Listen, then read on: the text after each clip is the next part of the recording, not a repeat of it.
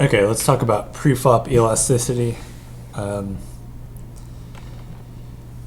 Yeah, so we're just going to talk about preflop. Elasticity is just like how much things can change based on one or more factors. One or more important factors. So we'll look at like elasticity based on like who the original raiser is, the rake, stack depth, and the open sizing or 3-bet sizing faced. And we'll talk a little bit about call ranges, 3-bet ranges, and then like a general approach to like looking at ranges going to the flop based on what we know about elasticity and call and 3-bet ranges. So the original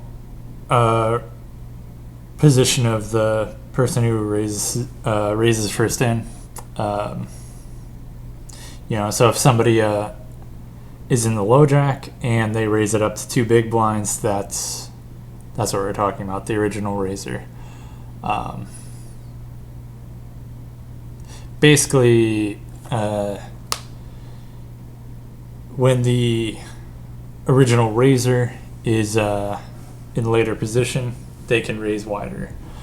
So you see here, RFI, the button can open 45%, whereas the low jack can only open 19% of the time. So in later position, the fold equity is higher, and or you have a higher chance of getting to the flop in position.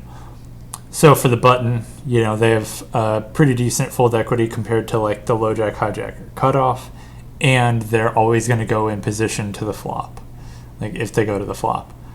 The small blind, similar. We have more fold equity as the small blind than the button does, but we're not going to go to the flop in position. So we raise just like the same frequency between these two. So we raise first in wider in later positions, and we also can 3-bet wider in later positions. So if we're on the button facing a 2.25 big blind open, we can 3-bet 8% of the time versus the low jack open. Versus hijack open, we can 3-bet 10%, and we can 3-bet 13% versus the cutoff. So a decent increase in 3-bet frequency. Like the big blind we see here, they increase from 7% 3-bet versus the low jack, all the way up to 17% versus the small blind open. So the person who's raising first in, they can raise first in wider because more fold equity and or high chance of getting to the flop in position. Whereas the 3-better, they're attacking the fact that the raise first in player is opening wider in later position. So, if the button opens, they're opening 45% of hands. They're opening ace-3 off, ace-4 off, king-8 off, 10-4 suited, jack-4 suited, all of these really weak hands. And so the small blind can start 3-betting a lot more. The small blind, for example, can 3-bet a lot wider when button is opening all these junky suited and offsuit hands versus like the low jack is opening just like, the worst, like, or so like the button opens like 10-4 suited plus. The low jack opens like 10-8 suited plus, so a much tighter range, meaning that we can't 3-bet as much in any position. And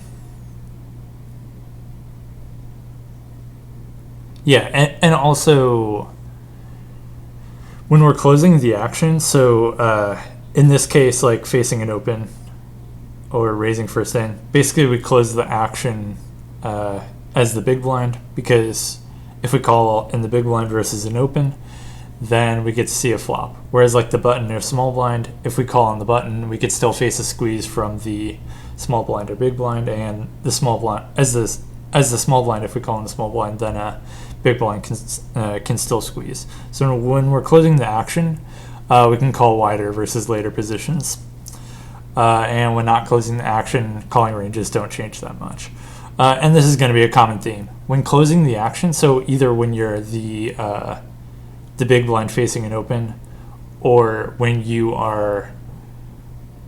open and face a 3-bet, like face a single 3-bet, then you're closing the action, which means that when there are favorable situations, then you can call wider, and we'll see that moving forward. So when there's rake, the raise frequencies and ranges don't change much.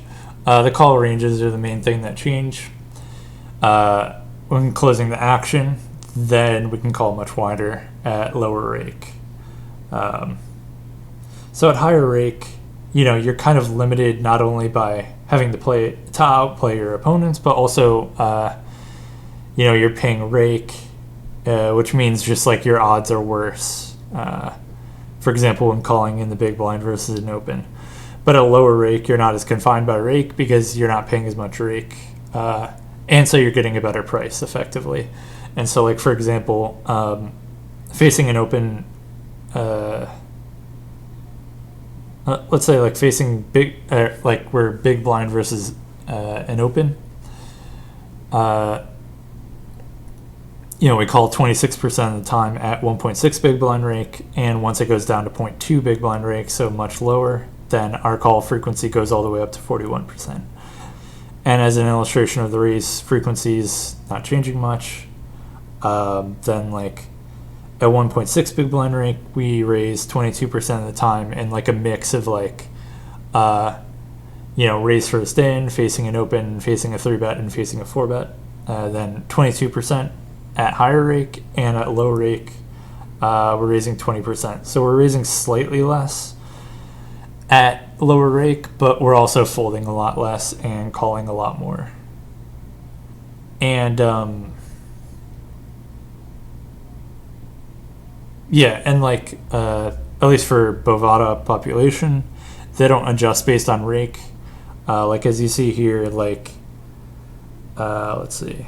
Oh, this is not just Bovada, actually. It's ACR as well. So on Bovada, then like their cold call range, for example, and 3-bet ranges are the same, whether it's 500 NL or 1K NL. So even though the rake decreases and they should be cold calling wider, they're not cold calling wider. So what ends up happening at lower rake games, meaning higher stakes, then people likely will overfold versus opens, whereas higher rake, then they're probably going to overcontinue versus opens because they're not supposed to be cold calling as wide, or like calling as wide like in the big blind versus an open. And the same thing with like facing a 3-bet. People at higher rake, then they're likely to way underfold versus 3-bet. The rake is too high to call super wide, but people don't know that, and they just see Jack 10 suited, and they just call the 3-bet because they like their hand. But it doesn't mean that it's a good play. So you can adjust based on that, or like if they're going to overfold versus opens, you can open wider. If they're going to overcontinue versus opens, then it kind of depends on if they're 3-betting enough. Like if they're not 3-betting enough, but they're also overcontinuing, then we could just raise first in normally. But if they're overcontinuing versus, like if they're overcalling versus opens, but they're also 3-betting appropriately, then we have to raise first in tighter. Okay, stack depth. It's basically a similar thing between rake and stack depth. There's much more calling when we are closing the action. So you see here, call frequency versus an open. It goes from 18% when deep all the way down to 10% when more shallow at 50 big blinds deep. So basically, like when deeper, you are getting a better price to call, essentially. So you can call wider. It's similar to like being lower rake. Similar effect. So when closing the action, we call more, but when not closing the action, for example, when we're on the button facing cutoff open, then our calling range actually doesn't really shift very much. It increases from like 2% to 4% when you go from 50 big blinds deep to 200 big blinds deep. So the main thing to keep in mind is that calling ranges increase a lot when you're closing the action. But when you're not closing the action, then the calling ranges are fairly static. And also one thing that is kind of interesting based on stack depth is that there's kind of a rift with how the small blind raises first in. So when 100 big blinds deep, which is like standard stack depth, then they limp 21% of the time, and then they also have a raising range, opening between 2.5 and 3.5 big blinds. Once you get 200 big blinds deep, then a lot of those limps actually get converted to min raises. So min raising is a thing in theory, 200 big blinds deep. And then 50 big blinds deep, there's no limping, pretty much. And you just move to raise or fold. We can stack off more often, 50 big blinds deep, than if we were deeper. And so there's not as much of a benefit in limping. We just raise first in instead. And also, as far as with stack depth, so not only are we calling more often when closing the action, but also our three bet frequency when closing the action increases when getting deeper. So when 50 big blinds deep, our three bet sizing versus a 2.5 big blind open is 9 big blinds. It increases to around 13 big blinds when 100 big blinds deep, and when 200 big blinds deep, it increases all the way up to 15 big blinds that we're supposed to 3-bet. And also, our 3-bet frequency stays fairly similar. So we 3-bet a similar range when deeper. Slightly different, but fairly similar frequency as well. But we size way up. And this is because when deeper, you can basically call wider versus 3-bet if the 3-bet sizing stays the same. So we 3-bet larger to deny that equity and try to prevent the original raiser from calling and seeing a flop in position. Because when deeper, being in position is more beneficial. So we size up our 3-bet to deny equity from their raising range, RFI range. Okay, sizing. It's basically the same principles. The raise ranges don't shift that much based on, for example, facing an open. If we face a 2x open, 2.25, 2.5x open, or 3x open, the raise ranges don't really change that much. I mean, we 3-bet a little bit less versus larger opens, but not a huge change. But the call ranges get much wider versus a smaller sizing when closing the action. So, for example, big blind versus low jack open, we call 32% of the time versus a 2x open, and we only call 13% of the time versus a 3x open. So we call much wider versus smaller sizings when closing the action. Whereas say small blind, they're not closing the action because big blind can squeeze. The calling frequency only increases from 1% to 4% when facing a smaller sizing. Same thing when facing a 3-bet. 4-bet ranges basically stay almost exactly the same. But the calling ranges get much wider against a smaller 3-bet. An increase from 22% calling to 29% when facing a smaller 3-bet.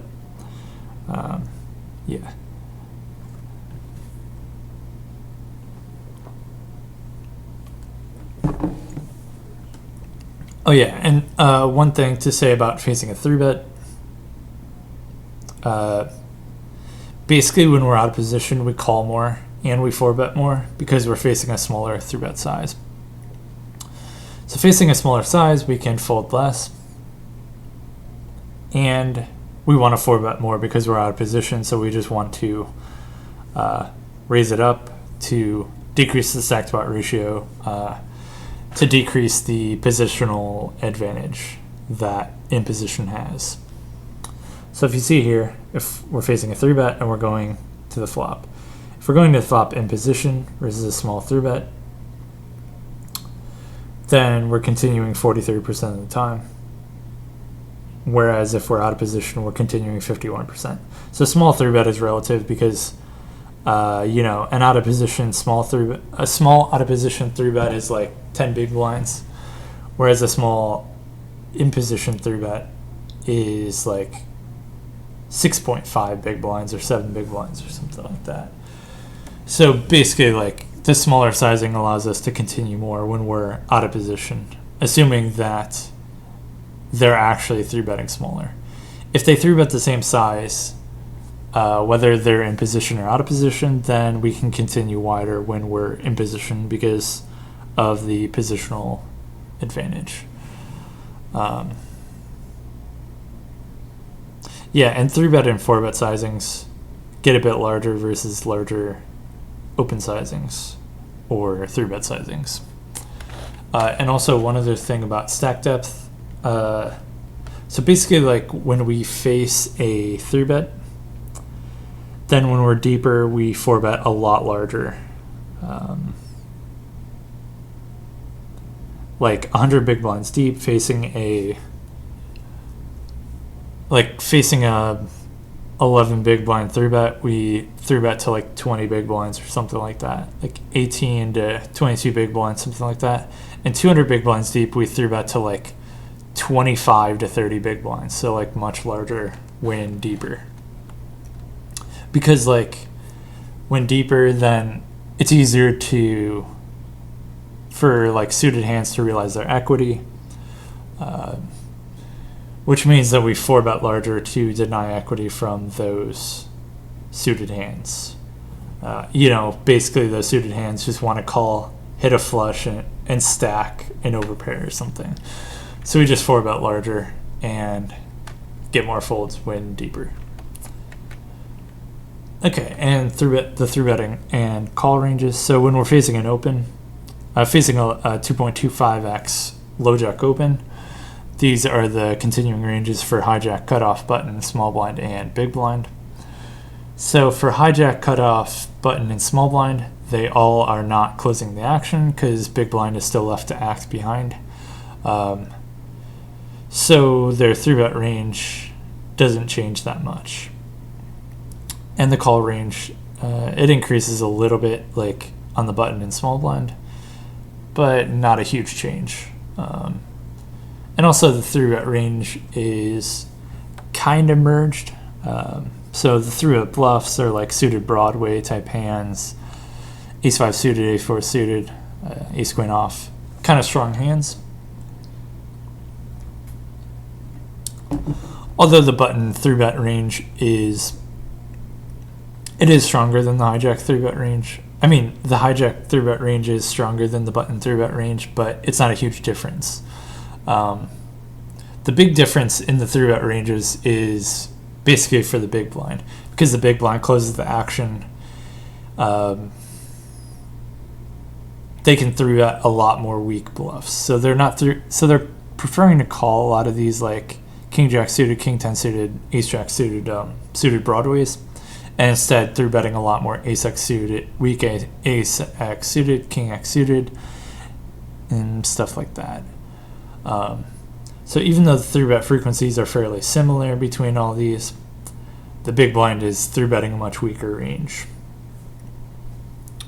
And the hijack through the small blind, their 3-bet range, their 3-bet ranges and call ranges versus opens are fairly static and strong. And this is to basically prevent the players behind from cold 4-bet bluffing too much. Because if you start 3-betting from the small blind a ton, then the big blind can just cold 4-bet you in position, and you can't really do anything about that. Yeah. And again, yeah, the call ranges get a lot wider for the big blind versus an open compared to like hijack through small blind, and this is because they're closing the action. So the real lesson for preflop is when you're closing the action, then you have much more ability to widen your range, call wider and stuff like that, and 3-bet bluff worse bluffs. And instead, then we can just call these hands that like ace jack off, ace queen off, king jack suited, king 10 suited, which they do okay just calling and seeing a flop. You know, they realize their equity fairly okay. So yeah. And now if we look at versus cutoff 2.25x open, it's basically a similar principle.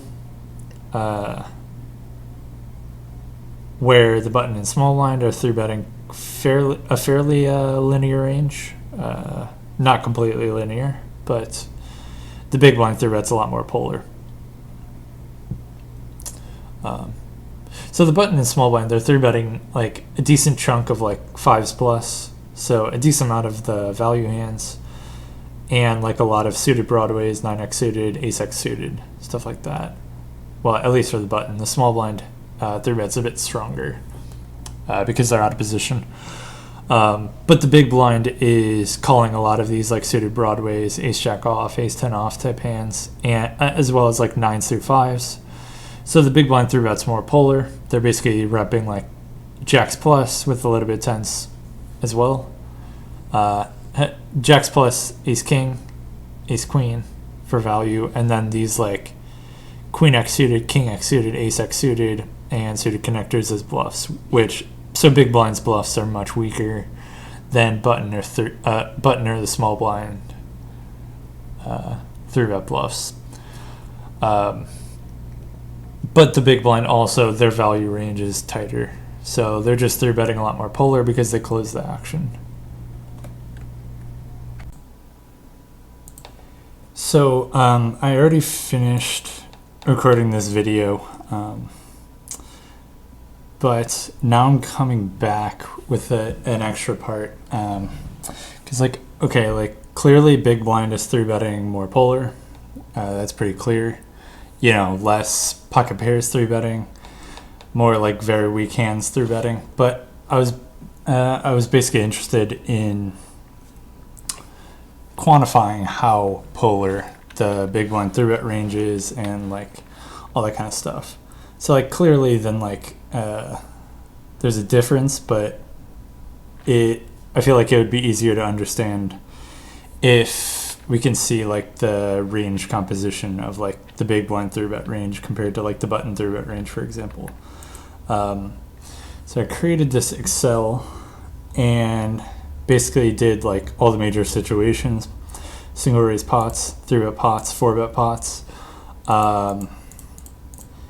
You know, like single raise pot versus big blind versus small blind versus button, like all different types of situations, different open sizings, like hijack open versus button, like whether it's a 2x open or 2.25x open, all that kind of stuff, and to try to quantify the range composition of like the preflop raiser and the preflop caller in each of these situations. So I basically categorized the hands into like 5 categories just to make it simpler. So number 1 is like aces through 10s. Number 2 is Broadway, 2 Broadway cards. Number 3 is 1 Broadway card plus 1 low card, like, you know, ace 4 suited or king 9 off, something like that. Number 4, pocket 9s through pocket deuces. And number 5, low, so 2 low cards, 2 non-Broadway cards that are unpaired. And so basically like trying to figure out how elasticity to quantify elasticity, I guess. So like we don't have to go through all of these, but can just look at basically the conclusions. So in single raise pots, basically categorize it this way. So there, one situation is there's a small blind caller or there's button caller, and then I also did like for when it's in position, or well, not in position, but when it's single raise pot versus the big blind. So the small blind caller and button caller, as we already talked about, then basically they both call pretty statically because they're not closing the action. So then like they have a lot of category. Wait, hold on. Let's freeze this pane, make it easier to see. So they have a lot of category. So the caller has a lot of category 4 hands, which are the mid to low pocket pairs. And they don't have many of the low hands and the high-low hands, which are basically like the bluffs. And the reason is because they're not closing the action. They can't, they'll get squeezed often, or they'll just not be able to realize their equity. Now the big blind can call wide because they're closing the action. So you see like the big blind caller is calling with like 25, 26, 24, 20, like between 24 and 26% low hands, whereas the button caller or small blind caller only call like around 5%. So that's an increase by like 20% of very crappy hands. One other important distinction is based on like who is the original raiser when it's like versus the big blind. So when the original raiser is in the low jack, then the preflop raiser has a lot more tens plus, has a lot higher density in tens plus and Broadway cards, and not almost no air hands. Whereas when you get in later positions, well, they want to steal more, want to try to steal the pot more, so then they can raise more often with like junky hands, and then a lower fraction of their hands are, they're still raising the tens plus always, but because they're raising a wider range, then a lower percentage of their raising range is going to be tens plus. And higher percentage is going to be like high-low hands like ace-4 off and 10-4 suited type of hands, as well as the low hands, which are like the low suited hands like 5-3 suited or something raising on the button, whereas like from the cutoff or hijack we would never raise those. One other thing is like, okay, like the big blind calls more often because they're closing the action, and then like based on the open sizing, if it's a smaller open sizing they can call wider, and clearly here that is true. Like big blind versus low jack open, then they have more low hands and high-low hands. So basically air hands that they call with versus the 2x open compared to the 2.25x open. Whereas 2.25x open, they fold these like high-low and low hands, and so in effect, a higher percentage of their call range versus 2.25 is mid to low pairs. Okay, 3-bet pots. So one important thing is that so basically the 3-bet sizing is really important. The in position 3-bet or 3-bet smaller because they can still face a cold 4-bet from the small blind or the big blind, whereas the blinds don't have to face as many cold 4-bets, and also the blinds want to 3-bet larger to create more fold equity to prevent the original raiser from calling pocket pairs in position.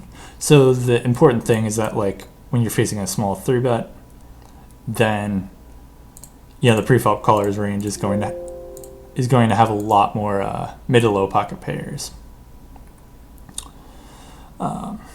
Whereas when it's a larger 3-bet, larger than 8 big blind 3-bet, then the preflop caller is going to have a higher density in Broadway cards and high-low, suited aces and king nine suited type of hands, and less of the pocket pairs, mid to low pocket pairs. Again, like who the original raiser is important. So original raiser just meaning who raised first. Even in a 3-bet pot, it's actually quite important who raised first, because, like, for example, the low jack, if the low jack opened first and then they get 3-bet, well, the low jack opened tight, so then the 3-better is going to 3-bet tighter than if the button opened. So what you see here is that when the low jack was the original raiser, there's a lot of 10s plus in both ranges.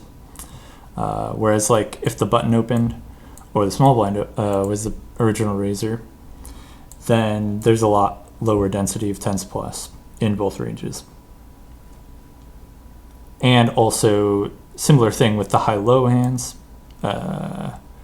Then when the low jack was the original raiser, then there's going to be a lower density of these high-low hands in both ranges. Whereas, like, once you get to, like, the small blind, then a huge density of both ranges is high-low hands, or like a larger density. And also, forgot to mention that with single raised pots, but single raised pots, single raised pots. But yeah, the preflop raiser basically always has more 10s plus. Yeah, and that's just the case overall in almost all situations. And the same thing is here in the 3-bet pots. And that's more apparent, like, when it's the cutoff button or small blind original raiser, where, like, for the button, when the button was the original raiser, then the preflop raiser has 16% of 10s plus, and the preflop caller only has 3%. So that basically just means when the button opens and they get 3-bet, then with 10s plus, they're basically always 4-betting, or almost always 4-betting 10s plus. Or at least they're 4-betting a lot higher density with those than if they were the low jack or high jack opener.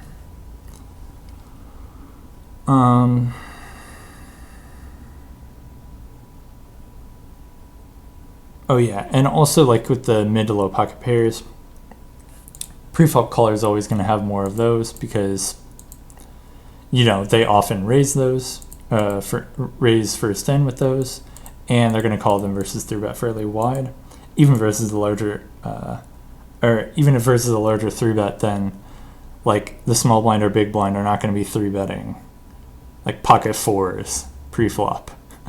So, in effect, then the preflop caller is always going to have more of the mid to low pocket pairs. And yeah. And also, does the 3-better close the action? So, the 3-better closes the action when generally when they're the big blind.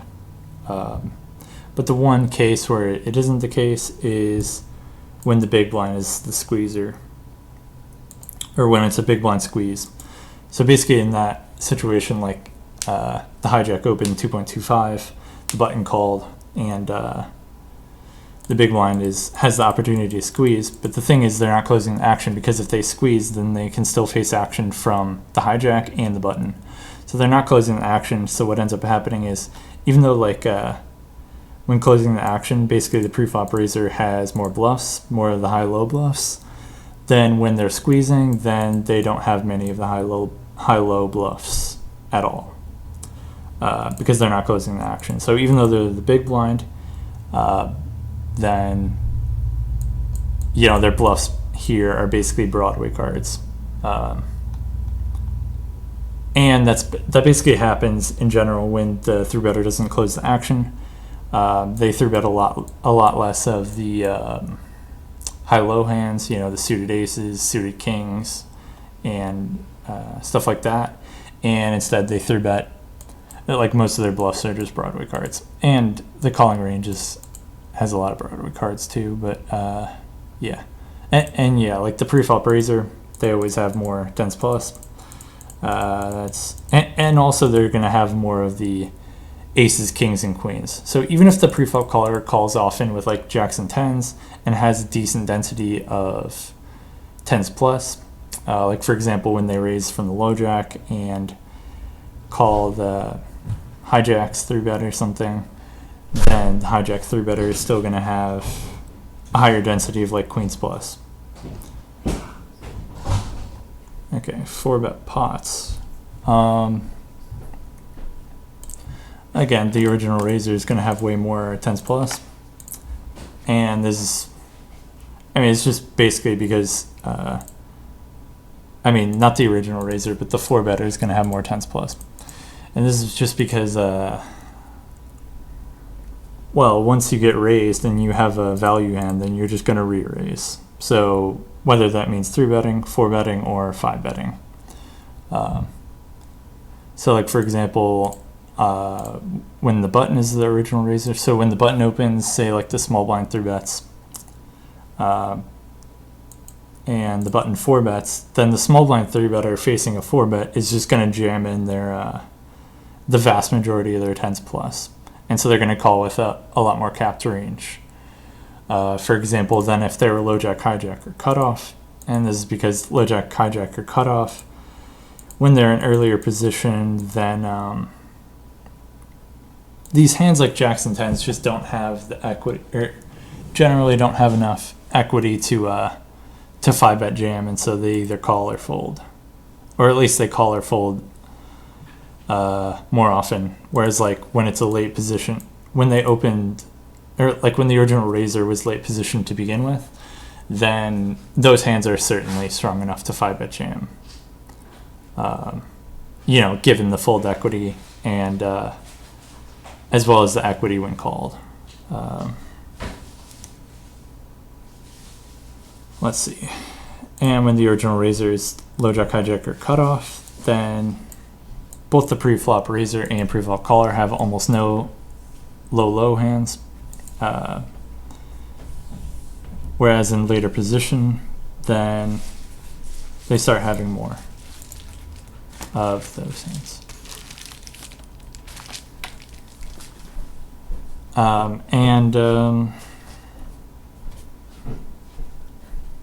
Yeah, I mean, those are basically the main principles.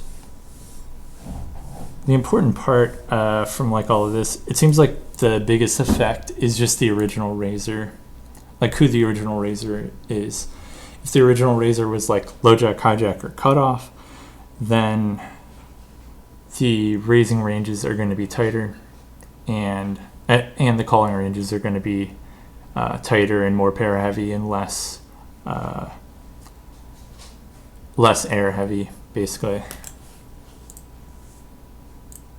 Okay, so it's a big advantage to close the action. So whether you're the big blind facing an open, assuming that you're not facing a squeeze, or if you're facing a 3-bet, then generally, or then just facing a 3-bet, then because you're closing the action, you can call wider in good situations.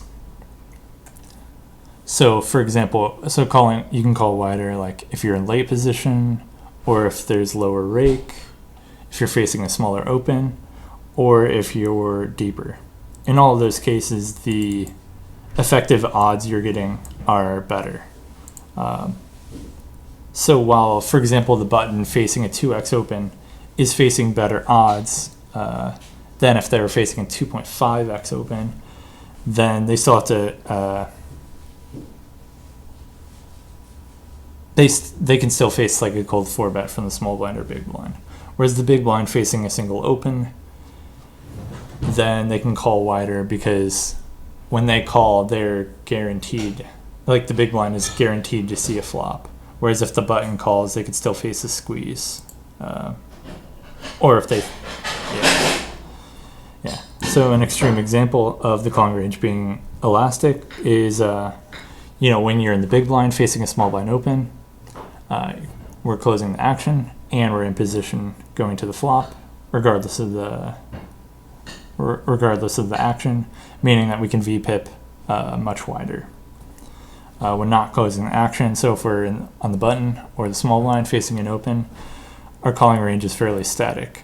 So we're able to call a tiny bit more versus smaller opens or at lower rake, but it's not as big of a change as if we are closing the action. Also, if we're closing the action, we can raise more polar. So the big blind 3-bets more high-low hands and low-low bluffs than the hijack cutoff button or small blind. We can raise wider if the original raiser is in later position. If they're in later position, they're going to be raising more often. And so therefore we counter their wide range by raising more often ourselves as well. This is because we have more fold equity and we're more likely to go to the flop in position. So in late position, then, when it's late position versus late position, then both ranges are going to be less tens plus heavy and more air heavy. And one effect of, one time, or a couple times that we can raise wider if the original raiser is in later position, we can raise wider on the button than the hijack. We can also 3-bet wider, a bit wider, or actually decently wider as the button facing a cutoff open compared to facing a low jack open. When we're facing a 3-bet, we call wider and 4-bet wider when we're out of position, which is kind of counterintuitive, but basically it's because in position 3-bet's a smaller size, out of position 3-bet's larger to try to prevent or to try to deny the preflop raisers equity of their mid to low pocket pairs. As more money goes in preflop, both ranges become more pair heavy and less air heavy. So single raise pots, they have a lot of, or at least in many of the situations, they have a decent amount of air hands, whereas in the 3-bet pots, in 3-bet pots, both players have a lot less air hands.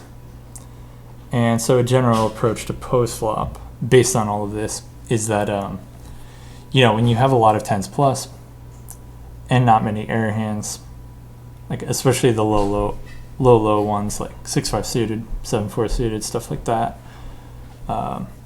then you can just c-bet really frequently. So for example, the low jack versus the big blind, or the hijack versus the big blind, can c-bet really often. Whereas if you have less tens plus, or you have more low hands, then you c-bet less often. So in single raise pots, when the hijack is versus the big blind, then they've raised a tighter range pre-flop, and so therefore they raise 73% frequency on the flop compared to 55% for the button. So basically, when a higher density of your hands are just tens plus, hands that are going to be strong, majority of the time on the majority of the flops, when you have more of those hands, for example, the low jack opener has 12% tens plus going to the flop, then they're going to be able to c-bet the flop a lot more often than, for example, the button, because they only have 5% tens plus. So then when you just have more air hands, you're just going to have to check back more often. Theoretically, I guess if your opponents continue to overfold and don't adjust to the fact that you are opening wider and that they're calling wider, then you can still c-bet often as the button versus the big blind. But yeah, the main thing is just whether you're closing the action, who is the original raiser, and what is the raise sizing. And the more money that goes in, the more pair heavy both ranges are, and the less air heavy.